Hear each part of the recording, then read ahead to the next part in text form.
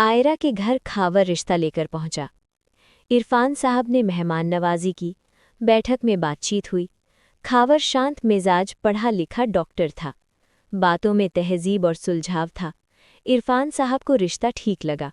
उन्होंने आयरा को कमरे से बुलवाया और नरमी से पूछा, बेटा तुम क्या कहती हो?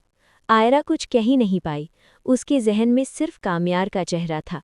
उसने नज़र झुका ली, बिना कुछ बोले वहां से उठकर चली गई।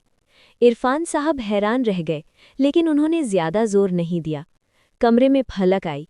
आयरा चुपचाप बेड पर बैठी थी। फलक ने उसका हाथ पकड़कर पूछा, आयरा क्या हुआ? तुम ऐसे क्यों उठकर आ गई? आयरा की आंखों से आंसू बहने लगे।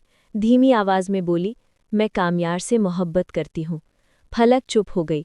उसने आयरा को गले लगा लिया, जैसे उसके दिल का बोझ हल्का करना चाहती हो। दूसरी तरफ कामयार के घर में तैयारियां चल रही थी। घर सजा हुआ था। मेहमान आ रहे थे। कामयार की अम्मी ने खुशी खुशी ऐलान किया, आज हम फारिया और कामयार की एंगेजमेंट कर रहे हैं। कामयार ने जैसे ही ये सुना, उसके चेहरे का रंग बदल गया। उसने सीधे कहा, मैं ये एंगेजमेंट नहीं करूंगा, मैं आयरा से मोहब्बत करता हूँ। पूरा हॉल चुप हो गया। फारिया के लिए ये बात बेइज्जती से कम नहीं थी। उसकी आंखों में गुस्सा और नफरत भर गई। मेहमानों के सामने उसका सिर झुक गया। वो चुप रही, लेकिन उसके दिल में कुछ और ही चल रहा था। अगली सुबह फारिया सीधे आयरा के घर पहुंची। साथ में पुलिस भी थी।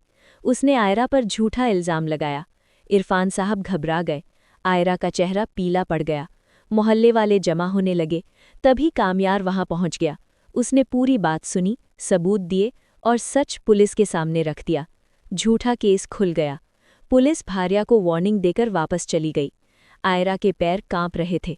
कामयार ने आगे बढ़कर उसे संभाला।